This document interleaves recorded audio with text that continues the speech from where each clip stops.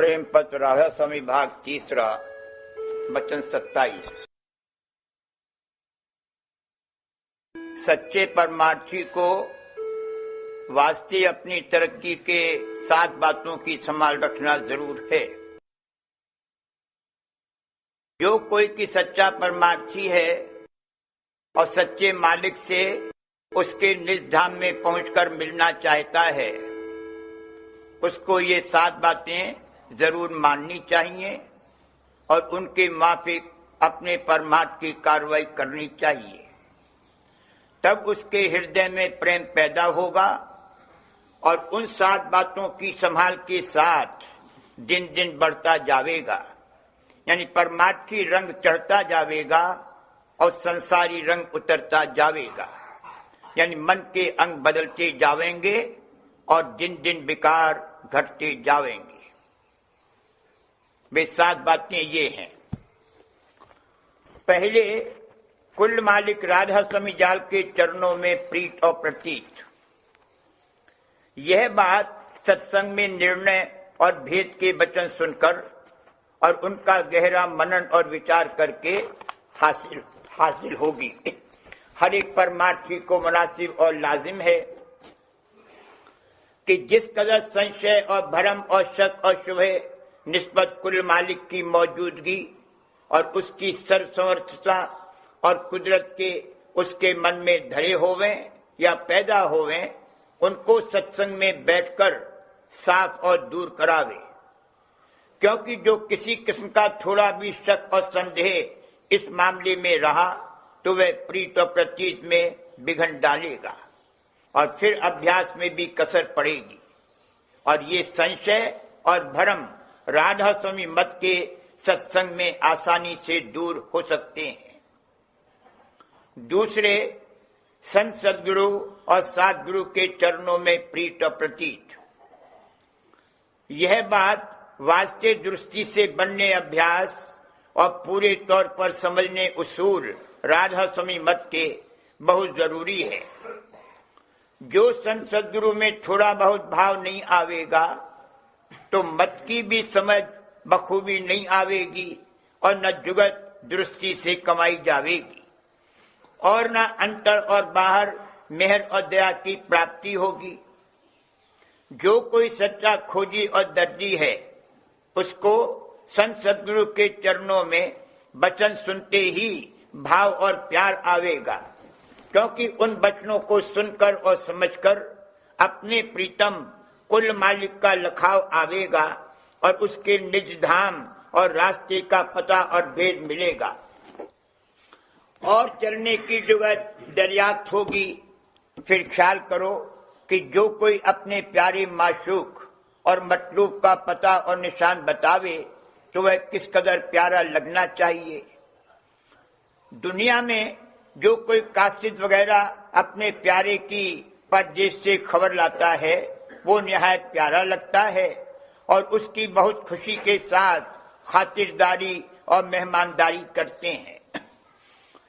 फिर जो कुल मालिक का भेदी और मंत्री है उसका किस कदर भाव और प्यार और सेवा की जावे वो थोड़ी से थोड़ी है, क्योंकि वही सब तरह से मदद देकर एक दिन जीव को धुरघर में पहुंचा सकता है और किसी तरह किसी का गुजर महल में या उसके रास्ते पर नहीं हो सकता।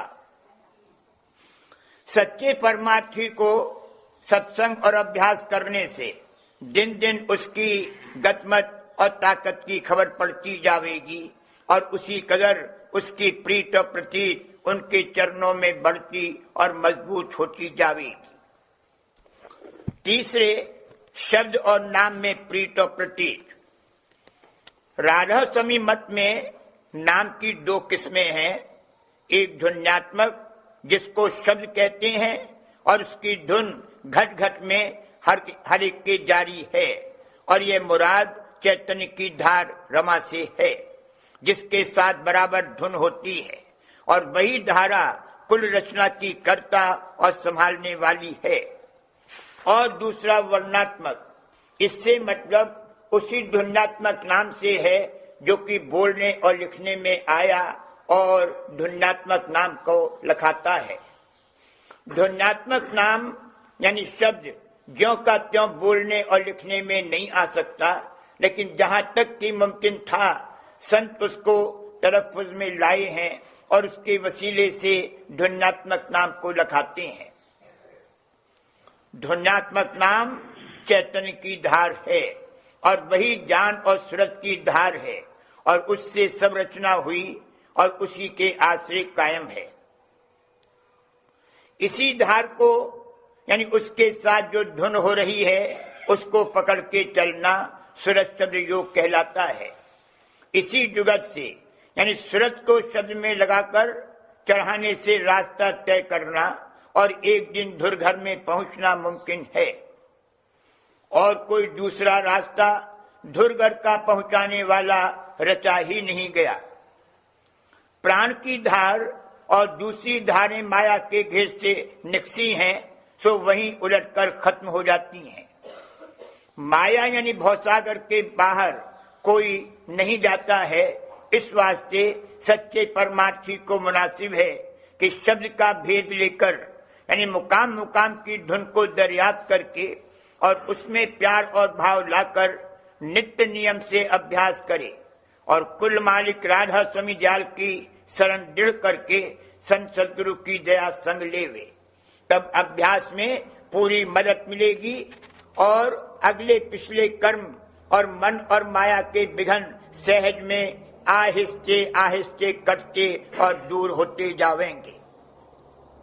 और मालूम होवे कि वर्णात्मक नाम के अभ्यास से सफाई और ध्वन्यात्मक नाम के अभ्यास से चढ़ाई होवेगी और बिना शब्द के अभ्यास के मन और किसी तरह बस में नहीं आवेगा और बगैर मन के जेर होने के माया के घेर से निकलना और मालिक के धाम में पहुंचना नामुमकिन है।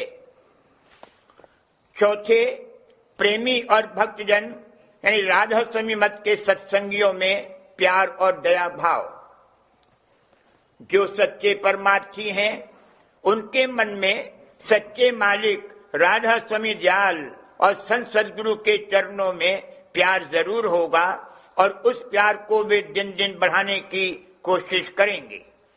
फिर जो कि अपने प्यारे को प्यार करते हैं और आप भी उसके प्यारे होते जाते हैं, उनसे प्यार करना जरूर मुनासिब है। बल्कि सच्चे प्रेमी के मन में ऐसों की प्रेम की हालत और परमार्थी कार्रवाई देखकर आप ही आप उनकी तरफ प्यार और दया भाव पैदा होगा।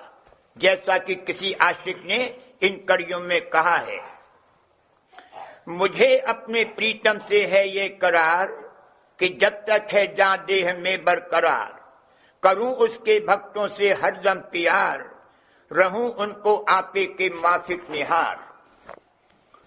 और जो कि हर एक सूरत राधा स्वामी जाल की अंश यानी बच्चा है, फिर सब सूरतें आपस में भाई और बहन हुई। इस तरह सबके साथ दया भाव मन में रखना चाहिए। लेकिन जो कोई इनमें से अपने प्रीतम कुल मालिक और संत सदगुरु के चरणों में प्यार लावे और सेवा करे और उनका हुक्म माने, तो उनको अपने प्रीतम के प्यारे और प्यार करने वाले समझकर उनमें सिवाय दया भाव के सच्चे मन से प्यार लाना चाहिए और परस्पर यानी दोनों तरफ से यही बर्ताव तहे दिल से जारी होना चाहिए, क्योंकि उनके संग से कुल मालिक और संत सदगुरु के चरणों में प्रीत और भक्ति और सेवा बढ़ेगी और अभ्यास सुखाला बन पड़ेगा। जो कोई कहे कि मुझको कुल मालिक या संत सदगुरु के चरणों में तो भाव और प्यार है, पर सत्संगियों में जो सच्चे प्रेमी हैं मुझको भाव नहीं आता, तो उसके कुल मालिक और संत सदगुरु के चरणों की प्रीत का भी पूरा एतबार नहीं हो सकता। क्योंकि जब उसको अपने प्रीतम के सच्चे प्यार करने वाले अच्छे नहीं लगते, तो उसको कुल मालिक और संत सदगुरु कैसे अच्छे लग सकते हैं। इस वास्ते ऐसे शख्सों की प्रीत का कुछ भरोसा नहीं हो सकता है और न वे सत्संग में ज्यादा अरसे तक ठहर सकेंगे। ऊपर के कलाम से ये मतलब नहीं है कि एक सत्संगी हर एक सत्संगी की प्यार भाव के साथ खातिरदारी और सेवा करता फिरे। इसमें उसके सत्संग और अभ्यास और सद्गुरु की सेवा में खलल पड़ेगा। हुक्म ये है कि सब सत्संगी इसको प्यारे लगें और जब जरूरत और मौका होवे तब ये उनकी खातिरदारी और मेहमानदारी अपने भाई के माफिक करे, खासकर जबकि कोई सत्संगी इत्तेफाक से इसके मकान पर आवे या चंद रोज को ठहरे।